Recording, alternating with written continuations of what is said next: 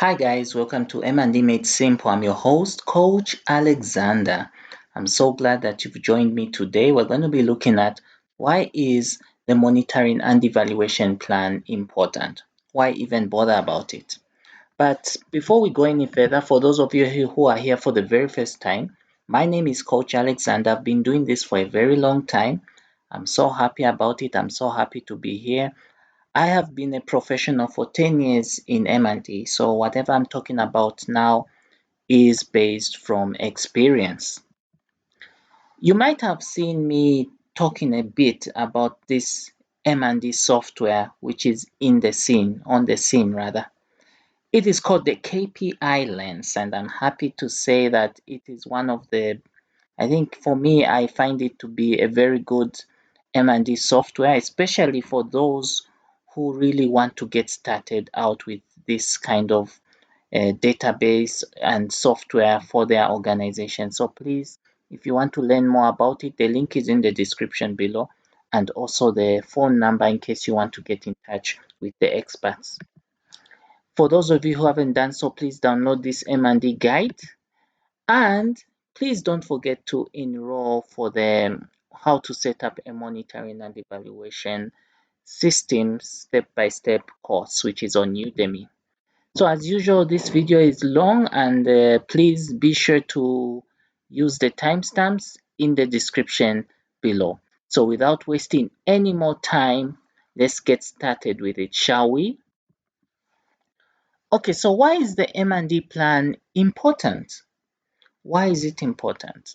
Okay, so there are 5 reasons why M&D plans are important, and I would have done this slide by slide, but there is no need because I'm pretty sure you're going to appreciate even as I walk you through the 5 reasons. So the first 3 reasons are: 1, it reduces on wastage and enhances efficiency.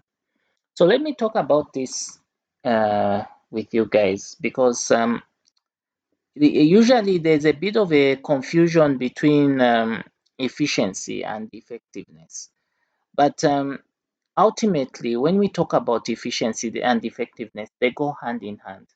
But the key in every manager's mind is, how do we ensure that what we are doing is cost effective, is not expensive? Because even in the donor's eyes, they don't like to spend, believe you me. But if they're spending, the results that you achieve should be way over the top. So what the M&D plan does, it ensures that whatever we are doing in terms of activities, we are doing them effectively. And also, in that case, because you have worked out a plan, you have isolated what you are going to be doing, you've even attached a cost to it, it is very good that way, because then you're not really going to misuse your limited resources, but you're going to make sure that whatever you're doing is achieving results. The second reason is, it is an indication of management's commitment to see M&D being implemented. One of the things I tell my students, especially the ones I'm doing in the coaching program. By the way, in case you don't know, enrollments in the coaching program will be starting soon in June. So please, if you haven't done so, send an application to me and we process it and you get enrolled. Okay, so now the thing is that management are the key players when it comes to the sustainability of any M&D system. Why do I say so? Imagine, as an M&D professional, you want to do a certain activity.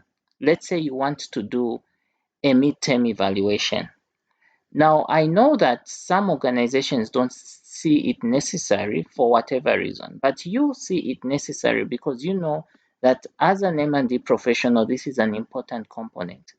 So normally what happens is, if you have a plan that has been approved and endorsed by management, you won't have any problems implementing your monitoring and evaluation activities, because management themselves approved those activities you put on pen and paper. So when you have this plan, believe you me, you have the activities. But if you don't have a plan in place in your organization, you'll find that you have all these challenges trying to get approval to do certain activities. Sometimes you can't even do an M&D training because it's not, I mean, there is no commitment from the very beginning. But if you have an M&D plan, and you put M&D trainings as part of your plan and management approves that, then I mean you won't be opposed. So that's why you need an M&D plan. Another issue is it fosters um, positive culture. So another issue that is important to the sustainability of a monitoring and evaluation system is the culture.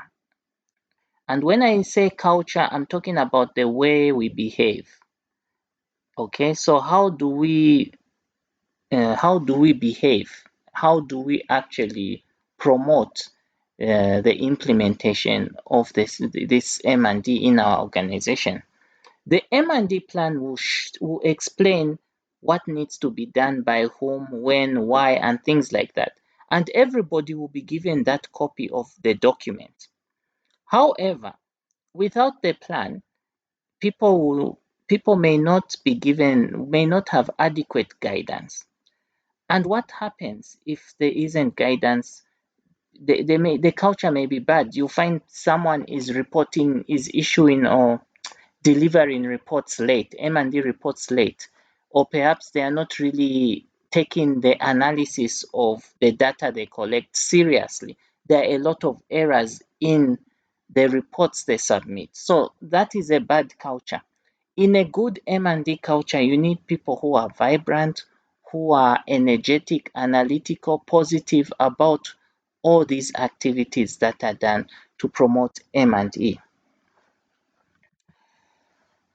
The fourth reason is the donors. So I know that I know this can be also a bit of a debate because on one end, we are trying to please the donors, but on the other end, we are also trying to take ownership. So I understand, but here is the truth.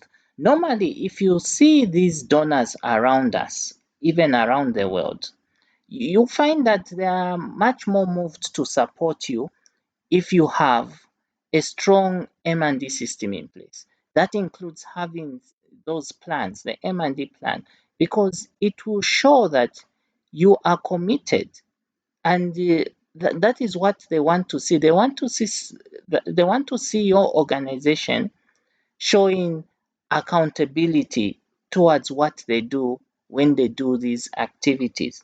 But it's also crucial that they really want to ensure that even when you are reporting to them, if you have a very good M&D system, it will show.